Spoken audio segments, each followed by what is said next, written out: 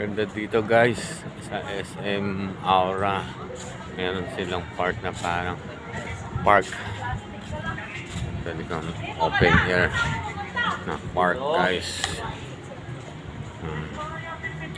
Pwede kang maglakad dito guys. Maganda ang view guys.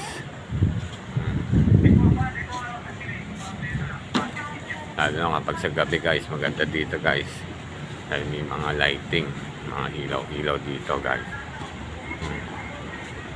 Tapos kapag may dalak pa kayong mga pets, pakilabagay dito sa Sky Bar. Ano masasabi mo, Boss Kylie? Ano masasabi mo?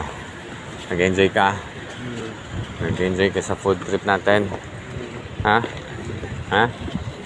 Oo. May liit na fountain sila guys, oh.